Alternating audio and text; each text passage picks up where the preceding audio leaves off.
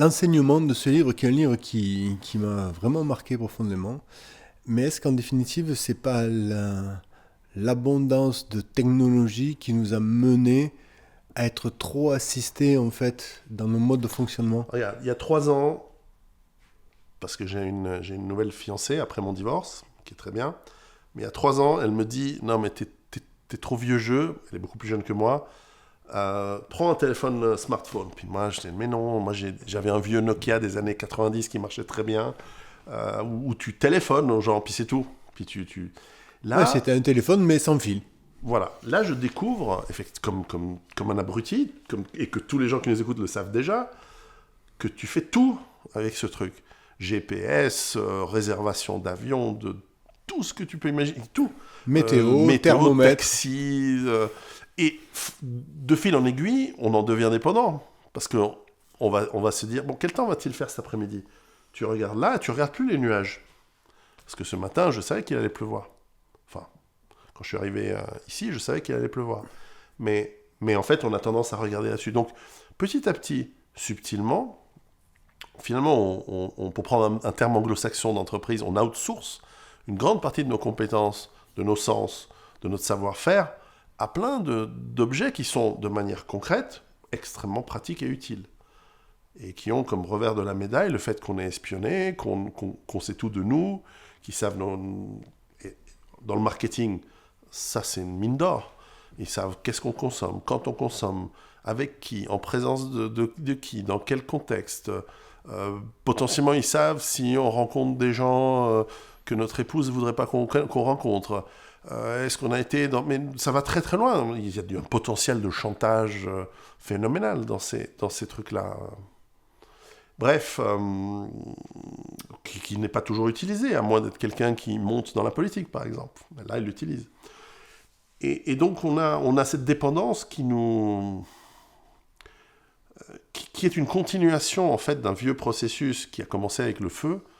Quand l'être humain a inventé quand on a découvert le feu et qu'on a appris à le maîtriser, une des choses qui a commencé, c'est, par exemple, faire bouillir de l'eau pour la rendre potable, c'est ne plus avoir de maladies liées à l'eau, aux bactéries présentes dans l'eau, pathogènes dans l'eau, mais ça veut dire aussi affaiblir notre système immunitaire et notre système digestif par rapport à ces maladies-là. Exemple, après 5 ans de travail en Afrique,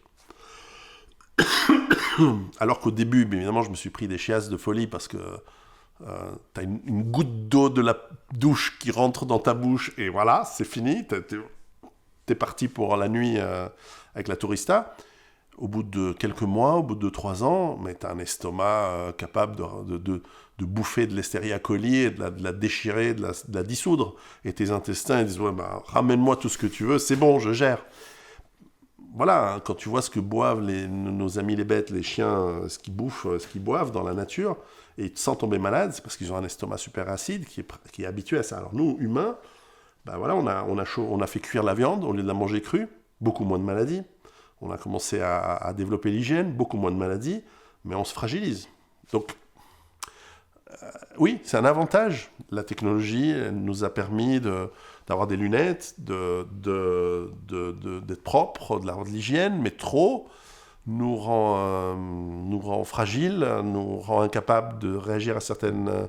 Et au bout d'un moment, on est totalement dépendant de cette technologie qui, et c'est là où le bas blesse, si elle nous est retirée d'une manière ou d'une autre, on fait quoi? Qui sait encore vider un poulet? Qui sait tuer un lapin et lui enlever sa peau et le cuisiner? Pas grand monde. C'était absolument normal, quasiment chez tout le monde, sauf les grands bourgeois, il y a un siècle. Ouais, même pas. Même pas il y a un siècle, ouais. Un demi-siècle. Ouais. Moi, je le faisais avec ma grand-mère quand j'étais petit. Et je trouvais rigolo qu'elle donnait les poumons du lapin au chat. Alors que d'autres disaient, mais non, il faut les garder, les poumons, ça se mange, les poumons. Ah bon? Voilà, ça dépend d'une... Alors voilà, ils n'étaient pas si pauvres que ça. Eux, ils pouvaient se permettre de donner le poumon du lapin, parce qu'ils élevaient des petits lapins dans leur clapier au chat. Donc voilà, le chat qui bouffe les souris, et qui n'est pas juste un animal de compagnie, qu'il ne faut pas trop nourrir, parce que sinon il ne chope plus les souris, etc., etc., etc. Donc on a désappris beaucoup de choses et on devient dépendant. Et c'est pour ça que dans mon travail, j'essaie d'apprendre l'indépendance par la résilience et l'autonomie. Attention, ce n'est pas une obsession, ce n'est pas forcément une nécessité de changer de vie. Je ne dis pas aux gens, partez dans le Vercors faire du fromage de chèvre. Vous pouvez très bien avoir votre vie, modifier un petit peu pour découvrir les avantages que vous donne un peu de cette alternative, ou cette alternance en tout cas, par moment dans votre vie, et qui vous apporte du bonheur si vous le faites bien. Parce que moi, mes enfants, maintenant ils sont un peu grands, ils sont un peu adolescents, donc ils rouspètent. Parce qu'aller à la campagne, planter des pommes de terre, les ramasser en octobre. Mais ils savent qu'on les plante maintenant ou en avril et qu'on les récolte en octobre, en novembre. Ils savent que voilà, le chou, dans un supermarché, un chou en mars, c'est bizarre. Ils savent que le chou, il a une meilleure qualité nutritionnelle quand on va le choper en novembre-décembre, etc. Ils savent que voilà, les fraises en décembre, ça ne peut pas être bon pour toi. Et ça, c'est venu parce qu'on a travaillé dans le jardin quand ils étaient petits, je leur ai montré, etc. Après, ils retiendront ce qu'ils feront, et puis ils feront leur vie. Moi, je ne suis pas là pour les influencer, mais par l'exemple, on peut faire du travail. Donc, ils sont capables de retomber sur leurs pattes. Au fond, quand je parlais de ma grand-mère et des lapins, je retombe quand même pas mal sur un mode de vie. Alors, il y a peut-être Freud dirait quelque chose là-dessus, mais je retombe quand même pas mal sur un mode de vie qui était celui de mes grands-parents. Et oui. Et est-ce que c'est de l'inconscient? Est-ce que c'est le retour du refoulé après une carrière dans le marketing, etc. Ou est-ce que c'est de la réelle prise de conscience? Les psychiatres qui nous écoutent en jugeront.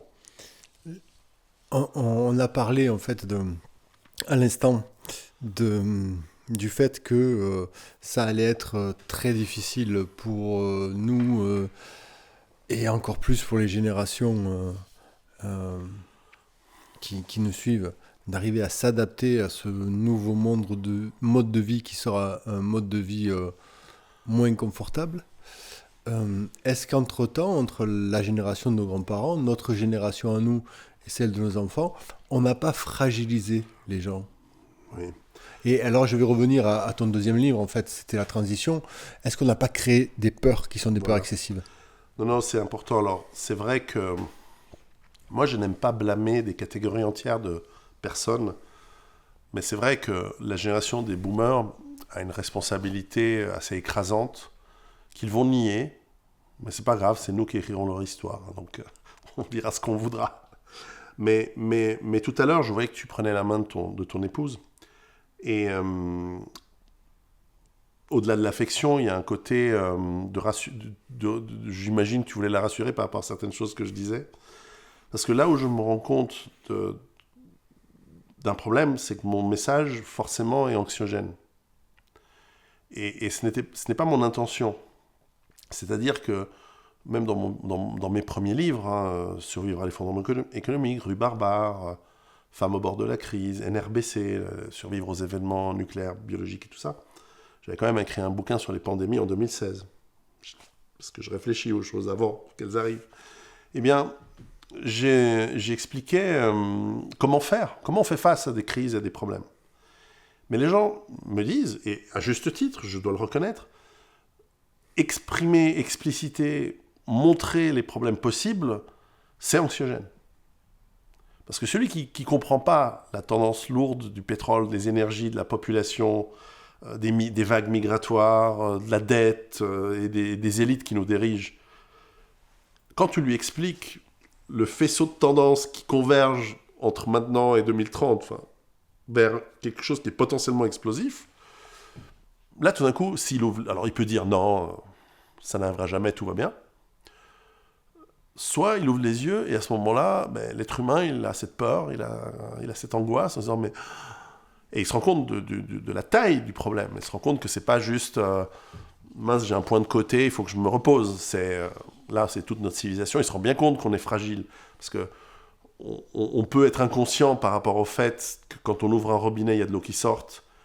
Et donc, être ignorant ou inconscient de toute la mécanique qui suit derrière. Et que c'est pas juste un château d'eau avec de l'eau qui descend par la force de la gravité et qui vous amène de l'eau potable. C'est tout un système de filtrage, de pompe. Ah oui, pareil pour le gaz qui chauffe vos cuisines, pareil pour l'essence qui a la pompe dans vos voitures. Bref, quand on se rend compte de la complexité du système, on se rend compte qu'il est fragile. Et heureusement qu'on a des gens compétents encore qui sont capables, et de bonne volonté, qui sont capables de faire en sorte qu'on entretienne, on maintienne, on répare et qu'on fasse en sorte que ça fonctionne.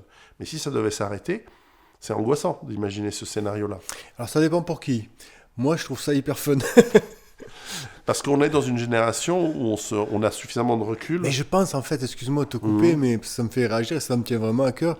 Mais je pense que on va retrouver des vrais copains, des vrais amis dans des moments pareils, quoi.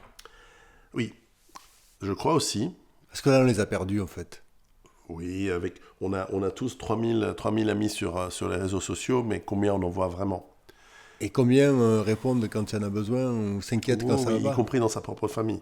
Oui. Donc là, on a un retour du réel qui peut être Je me salutaire. languis trop, moi. Hein ? Je me languis trop. Mais certainement, je me suis rendu compte qu'il y a un côté anxiogène. Et c'est pour ça que j'ai travaillé... Ouais, mais excuse-moi, Oui, je t'interromps, vas-y. c'est pas cool et tout, mais ça me passionne tellement, ce truc, si tu veux, que... je me dis que y a des gens qui vont pas y arriver, quoi, tu vois. Et c'est comme ça. Qu'est-ce que tu veux faire ? C'est parce que t'es un affreux facho. Moi ? Comme moi. C'est-à-dire que tu vas te dire à un moment, on va pas sauver tout le monde. Eh non, mais c'est même pas être fasciste, c'est... Moi, Mais si bien tu sûr veux... que c'est pas être fasciste, c'est une boutade. Oui, Ce non, que je veux sais, dire, mais c'est que c'est se dire, mais les vraies valeurs humaines, elles sont là-dedans, quoi. le confort nous a aussi amené à être dans une bien-pensance atroce. Ouais. Et une bien-pensance qui est fausse parce qu'elle ne coûte rien. Les gens qui disent il y a qu'à accueillir tout le monde, sauver tout le monde, les malades, les handicapés, les étrangers, les migrants, les pauvres, les riches. Il n'y a jamais de compromis, il n'y a jamais de sacrifice. Il faut toujours faire plus avec l'argent des autres. Voire de l'argent qui n'existe pas puisqu'il est créé de nulle part pour la dette. Ces gens, en réalité, qui se pannent, qui se prennent une hauteur morale en disant « Oui, mais moi, je suis ici, je suis là. » Il faut voir ce qu'ils font dans leur vraie vie, d'ailleurs. Hein. En réalité, ils sont juste en train de pousser le système vers encore plus d'effondrement et encore plus de craquement. Quand on regarde la génétique, on se rend compte, par exemple, 40% des hommes, des mâles, dans l'histoire de l'humanité, ne se sont jamais reproduits. Parce qu'ils n'ont pas montré suffisamment de valeur pour attirer une femelle. 40% des hommes ne se reproduisent pas. Ou ils meurent avant de pouvoir se reproduire. Parce que la vie était dure, parce que tu te fais croquer par un ours, par une bête, tu te fais mordre par un serpent, ou simplement les gonzesses te disent « Mais toi je te calcule pas, mais casse-toi, tu pues, t'es moche, t'es faible, t'es petit, t'es incapable, t'es un mauvais chasseur, t'as pas assez de fric, dégage !» T'es pas un bon reproducteur. Alors que 90% des femmes se reproduisent. On voit ça dans les chaînes de ADN des mitochondries, je crois. Pour être précis, je parle sous le contrôle des généticiens qui nous écoutent. Mais en gros, ça montre que, en fait, on s'en sort pas souvent tous. Il y a une sélection naturelle au sens de la biologie qui se met en place. Invisible. Qui est là, toujours. D'ailleurs, le gauchiste, en fait, c'est une manière d'inverser cette sélection naturelle. Et dans ce sens, alors en termes de psychologie évolutive, on appelle ça le sneaky fucker. C'est un psycho-évolutionniste canadien qui s'appelle Gad Saad, qui a inventé ce terme. C'est le type qui va approcher les femmes en disant « Oui, mais tu sais, moi j'aime le féminisme, je vous soutiens, etc. Parce que je sais qu'en temps normal, tu ne m'apprécierais pas parce que je suis pas gaulé comme une montagne, je suis pas un mec qui a du succès, mais je te soutiens, etc. Et sur un malentendu, je peux peut-être poser un petit peu de sperme sur tes ovules et avec un peu de chance, je me reproduis inconsciemment. Et alors qu'en fait, les femmes ne le calculeraient pas parce que c'est un minable. D'ailleurs, il y a qu'à voir la tronche des mecs. Mais ça peut marcher. Donc l'être humain est intelligent, il est capable de modifier la société à son avantage, c'est la volonté de puissance de Nietzsche, il y a tout ce genre de choses. Et la volonté de puissance, elle existe aussi chez les faibles, qui se groupent ensemble pour faire face aux forts, qui n'est pas nombreux par définition, parce que voilà. Et à la fin, c'est les femmes qui choisissent, parce que la sélection naturelle, elle est essentiellement sexuelle. C'est-à-dire les femmes vont préférer quelqu'un de fort, de capable, d'intelligent, de loquace, donc avec de l'humour, avec de la réussite sociale, dans un contexte donné. La réussite sociale, elle n'est pas absolue, elle est dans un contexte donné, plutôt que le mec nul qui gagne pas bien sa vie, etc. C'est pour ça qu'il y a une lutte permanente. Et c'est insupportable pour certains parce qu'ils sont en bas de l'échelle, alors que pour celui qui est en haut de l'échelle, moi je trouve que c'est génial. Et pourtant, je suis devenu monogame. Donc, bref. Mais pour revenir sur la peur, et la peur de cette sélection naturelle, elle est incluse ça sera dans le tome 2. C'est pour ça que j'ai écrit un bouquin pendant 8 ans, qui vient de sortir, sur comment on fait face à cette peur, comment on fait face à cette angoisse, comment on fait face à cette... Aujourd'hui, il y en a des gamins qui sont anxieux à cause du climat. C'est des conneries, c'est n'importe quoi, les mecs, mais il faut arrêter. Sauf qu'ils entendent sans arrêt. Alors, dans les années 2010, c'était le terrorisme, l'islam, etc. Maintenant, c'est en train de passer. Ensuite, c'était les pandémies, les virus. Si tu mets pas ton masque, si tu te fais pas vacciner, tu vas tuer pépé. Conneries sur conneries sur conneries sur conneries. Et maintenant, on revient sur un truc que j'entendais déjà dans les années 80. Sauf qu'à l'époque, dans les années 70, c'était attention, la glaciation arrive. Ensuite, on nous disait dans les années 80, il n'y aura plus de glacier en l'an 2000. Il n'y aura plus de glace sur l'épaule. Puis ensuite, on nous a dit non, c'est en 2010. Donnez votre argent, quand même. Bref, moi je ne suis pas un spécialiste du domaine, mais je sens l'arnaque quand même qui sent mauvais. Cela dit, on a des enfants anxieux. On a des enfants qui ont des symptômes de stress post-traumatique qui, normalement, se voient que chez des vétérans de la guerre. Comment c'est possible ? Et donc, parmi mes lecteurs, puisque mes premiers bouquins ont eu un énorme succès, plus de 250 000 copies du premier, vendues, en 14 langues, certes, mais c'est beaucoup.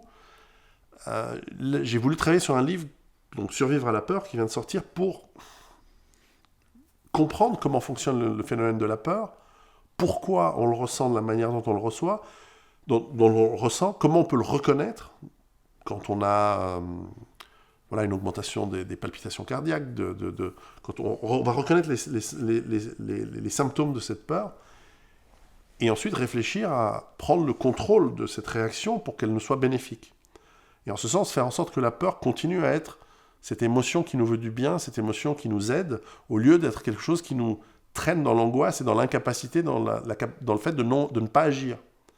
Parce que c'est vrai que face à ces effondrements possibles, et qui sont en cours, inflation, criminalité, guerre peut-être, on se sent un peu qu'est-ce qu'on peut faire, hein? Je veux dire, si on décide qu'il y a une guerre avec la Russie, qu'est-ce qu'on va faire ?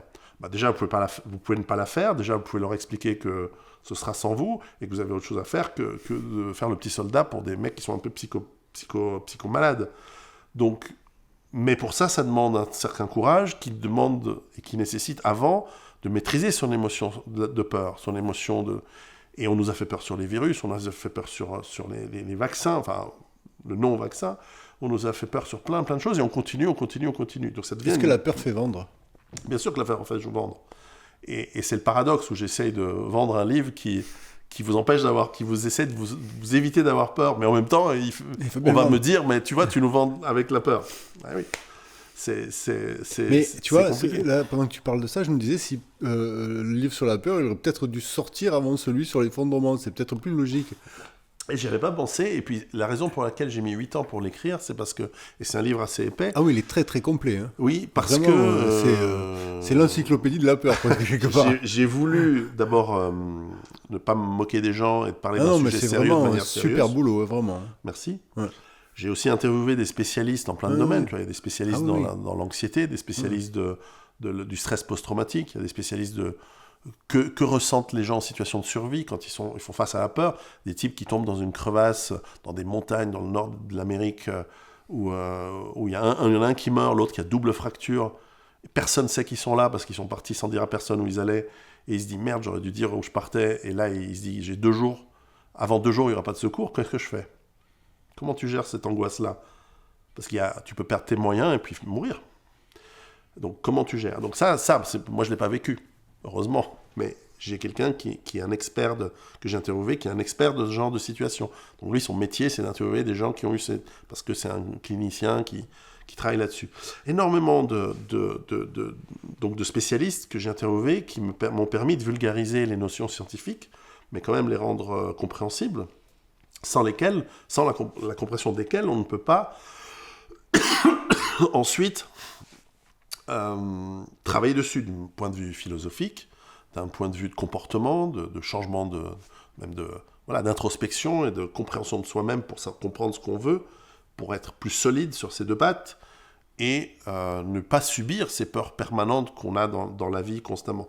Dans le tome 2, on va travailler plutôt, quand je dis on, c'est mes lecteurs et moi, parce que j'ai un rapport presque de partenariat, de complicité avec mes lecteurs après ces années, parce que j'ai un lectorat très, très fidèle et que j'ai appris à connaître. Il est très hétéroclite aussi, me semble. Très hétéroclite, mais très fidèle, qui me suit dans des conférences, à part la période Covid, que j'ai fait fréquemment à travers la France, la Suisse, la Belgique, même le Québec, en tout cas pour les francophones, puis dans d'autres pays aussi, mais qui m'a permis de dialoguer avec eux.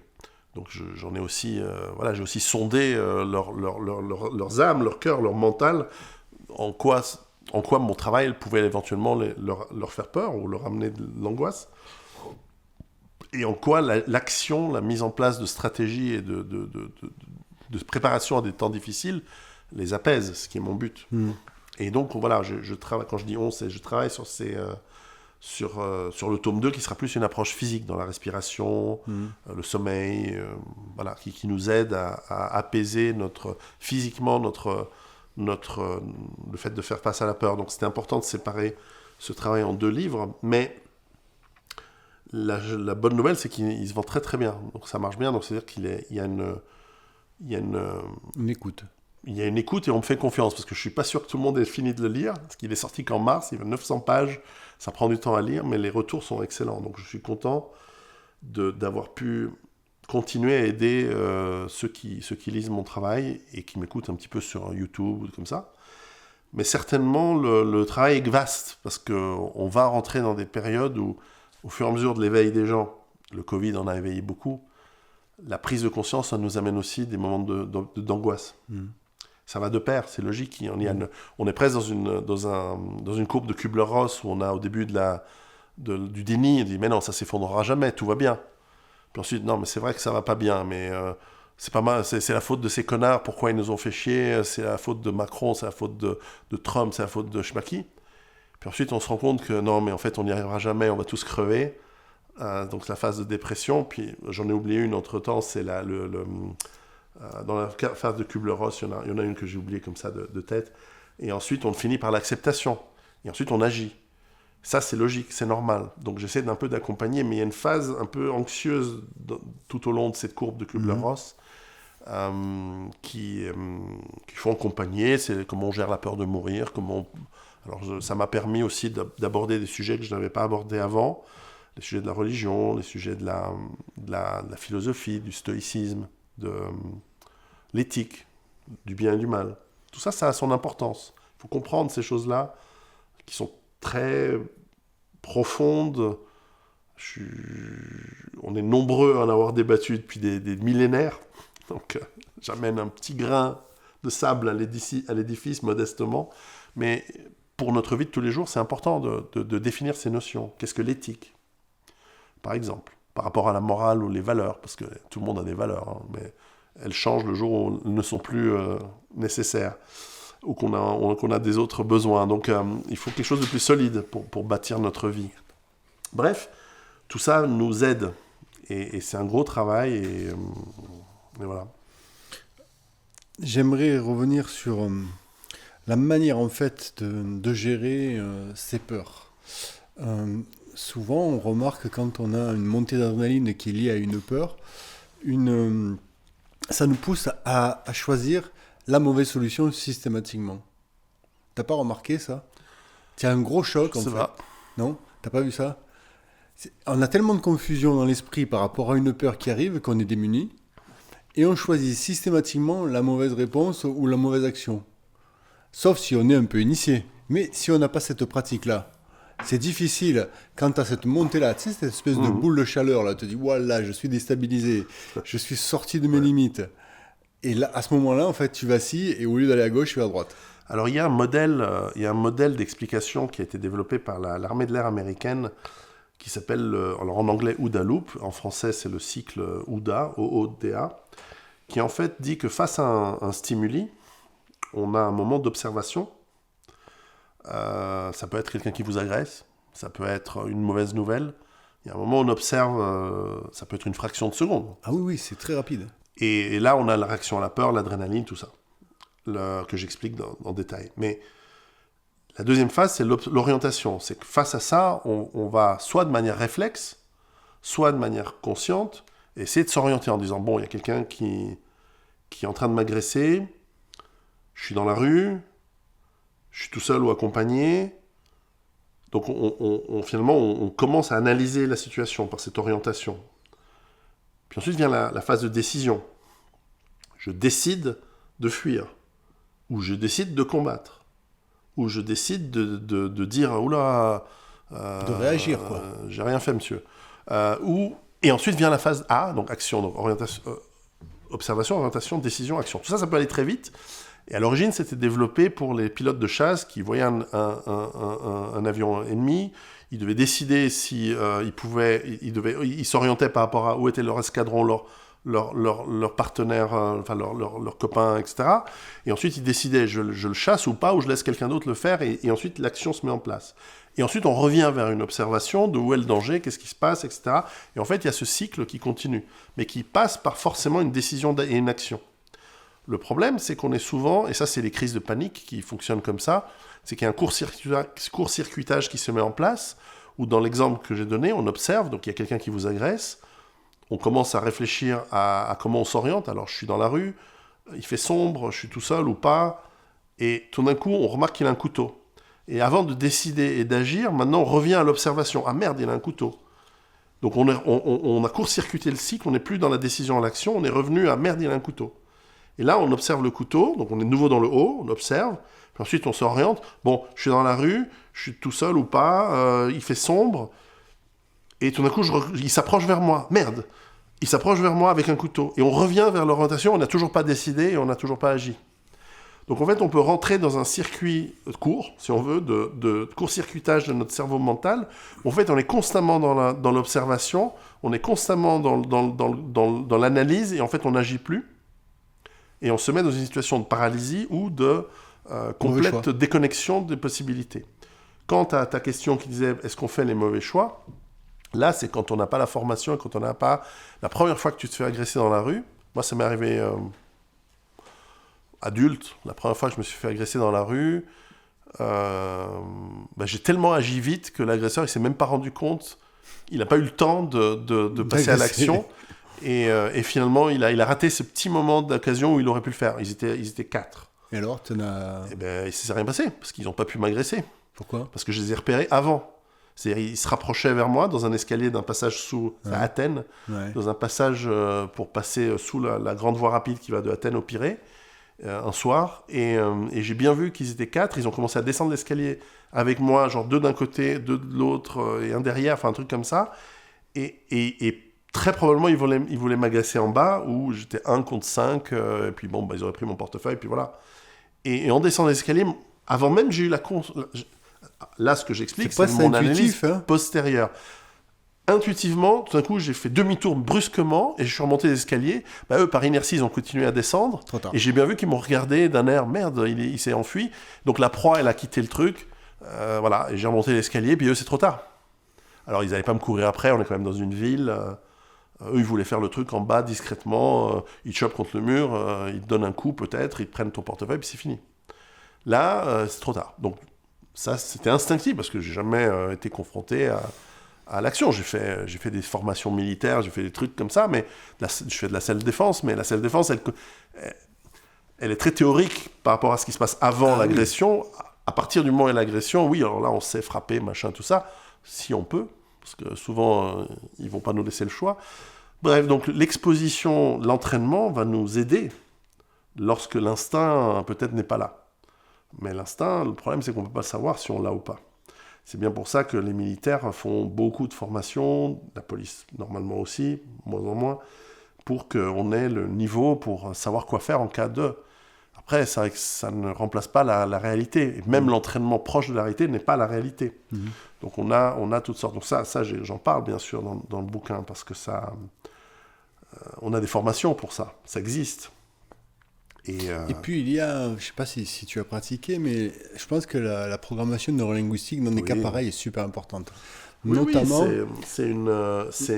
notamment, c'est important. Ouais. Notamment quand la phase d'observation est passée et que tu arrives en fait dans la situation qui peut être éventuellement une situation de conflit. On nous a appris en PNL en fait de déplacer le sujet ailleurs de là où il est. Prends l'exemple du couteau, enfin je te dis un truc, c'est un peu con, je le conçois, mais tiens, c'est le même couteau de mon grand-père, je peux regarder, machin, etc. Il avait le même. Mais tu déplaces le sujet sur le truc. Alors moi, généralement,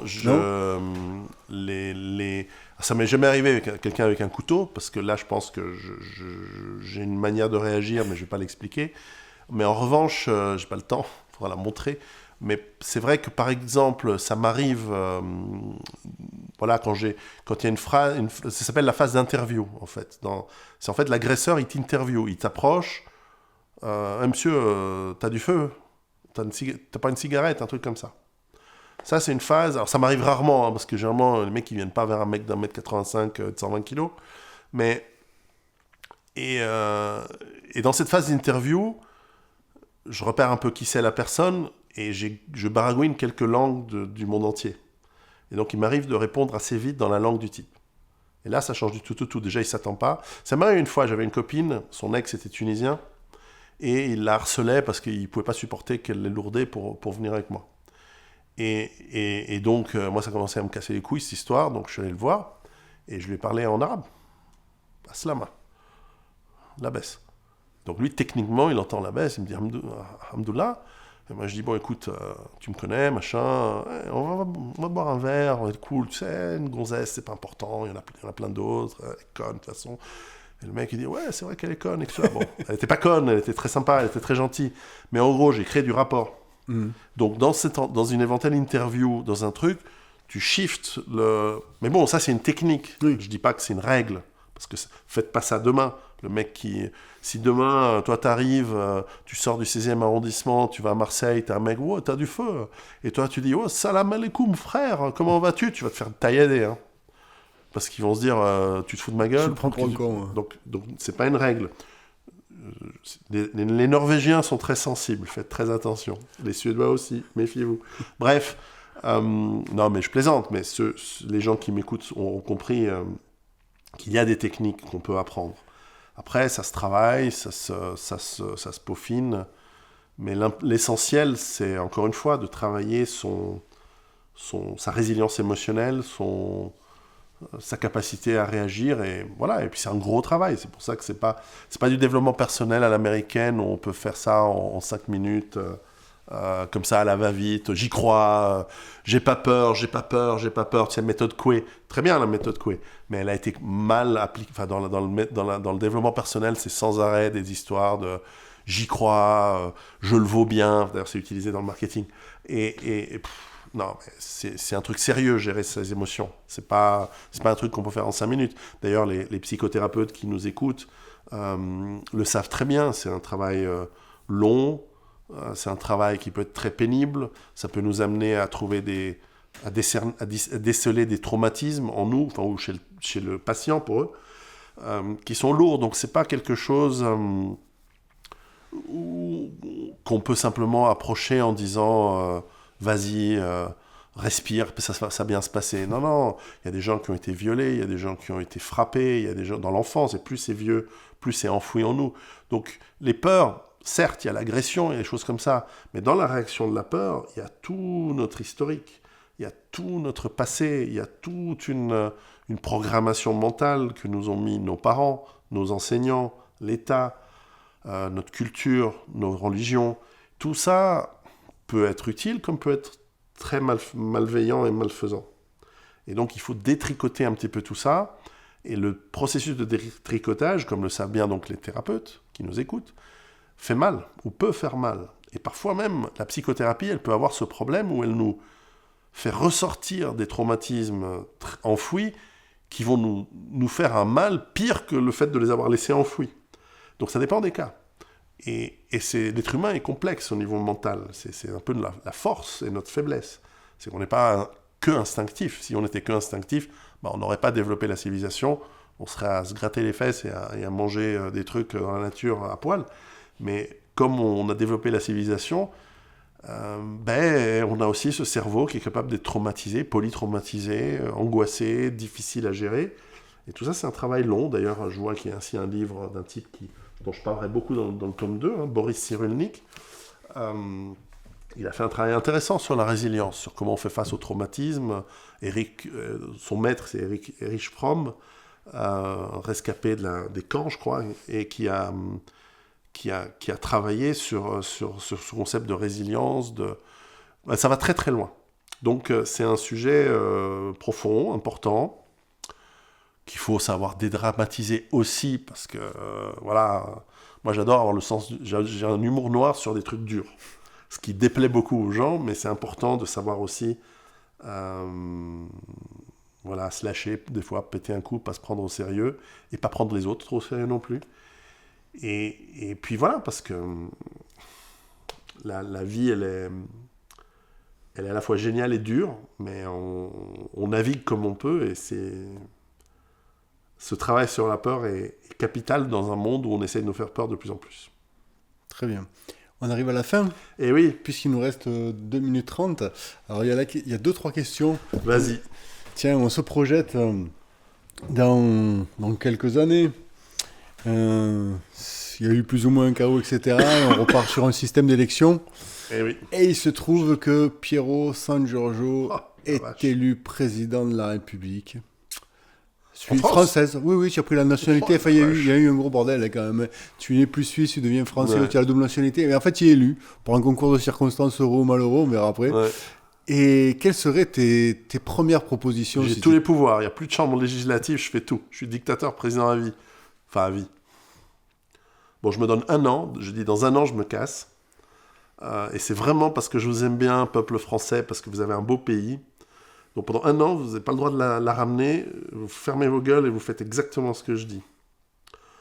La vache, ça va être dur. La vache, vous allez souffrir. Ah non, alors déjà, on va mettre en place le démantèlement total du socialisme pour mettre en place un système de méritocratie et d'indépendance de la manne étatique et de la... Comment on appelle ça l'assistanat total.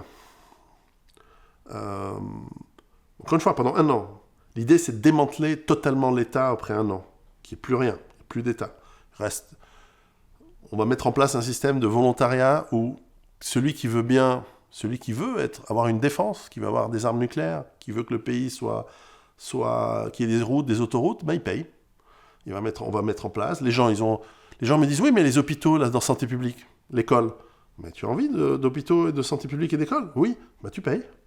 Sauf que tu ne payes pas par des impôts, tu payes directement, et vous allez voir que ça va être beaucoup moins cher. Parce qu'il n'y a plus l'infrastructure, les politiciens, les ministres, tous ces connards qui servent à rien, et qui pètent dans des bas de soie, en gros, et qui sont payés par le reste. Et encore une fois, j'ai le droit à la dictature que pendant 1 an. Donc après, c'est liberté totale. Après c'est fini. Moi, je disparais, il n'y a plus rien, etc. Alors, comme vous avez des jolies femmes en France, je veux bien être assisté pendant ce travail par quelques jolies femmes françaises. Bon, ma copine ne sera pas contente, mais c'est comme ça. Il faut bien quand même un peu le repos du guerrier le soir. Ça, c'est le côté personnel provoquant de ma part, mais si je suis président directeur à vie, il faut que je croque dans le truc, il n'y a pas de problème. Mais après, voilà, on libère les trucs, on reprend toutes les sociétés qui ont été vendues à l'étranger par des histoires de roublardise, les Areva, tous ces trucs qui ont été fourgués aux étrangers, etc., par de la corruption. On récupère tout, on privatise au peuple, pas à des privés, on privatise au peuple, c'est-à-dire il y a 40 millions d'habitants, de citoyens français. 60. Ouais, enfin, ceux qui ne sont pas vraiment français, on ne va pas leur donner la citoyenneté, si c'était moi. Mais, je ne sais pas, est français celui qui est français depuis 20 générations. Ça limite. Mais ça ne veut pas dire que les autres doivent partir ou quoi. Ils doivent juste se responsabiliser. Et le fait d'être français, ça vous donne plus de responsabilités, pas forcément plus de droits. Simplement, voilà, on va responsabiliser les gens, et celui qui bosse pas et qui fout rien, ben, il va devoir trouver d'autres horizons pour se débrouiller. Mais voilà, je ferais ça vraiment à reculons et en freinant des cas de fer, et pour moi, ce serait une punition terrible de faire ce genre de truc. Non, mais il y a plein d'autres choses. Mais la responsabilisation des gens, ça, c'est ce qui compte. L'être humain a une dignité dans sa responsabilité et trouve la liberté dans son travail et dans sa responsabilité. La liberté, c'est pas dire ce que tu veux, faire ce que tu veux. Ouais, il faut avoir les moyens de faire ça. Mais avant, c'est la responsabilisation. Mais voilà, donc là, tu viens de sauter ta chaîne avec un mec dictateur d'extrême droite. Mais c'est toi qui as donné les paramètres. On en a eu un autre, hein. Christian Jacques, si tu nous écoutes. D'accord. Non, il y en a un aussi qui est parti là-dedans. Ouais, je serais pas loin non plus, hein, mais bon. Allez, la dernière pour la route. Après ce passage d'une année en tant que dictateur de l'État français, tu viens de passer à l'échafaud, on vient de te décapiter. Ouais, probablement. Et tu arrives au paradis. Ouais. S'il existe. Pas sûr. Et là, il y a Saint-Pierre. Et qu'est-ce qu'il va te dire quand il va te voir? Alors d'abord, il va me dire, pourquoi tu es en retard? Et moi, je dis, j'ai la toux, là, je suis en retard. J'étais un peu malade, alors j'ai pris quelques jours dans un sanatorium au soleil pour soigner cette toux que j'ai attrapée à cause du réchauffement climatique en mois de mai dans le sud de la France. Saint-Pierre, il va me dire, tu vois qu'on existe vraiment? Et toi, quand tu vas le voir, qu'est-ce que tu lui dis? Ah, moi, quand je vais le voir, Saint-Pierre, donc... je vais lui dire, montre-moi Jésus et que je vois un peu ce qu'il dit vraiment par rapport à ce qu'on nous a raconté pendant 2000 ans. Merci Pierrot d'avoir accepté notre invitation. Avec grand plaisir. À bientôt. À bientôt. Ciao.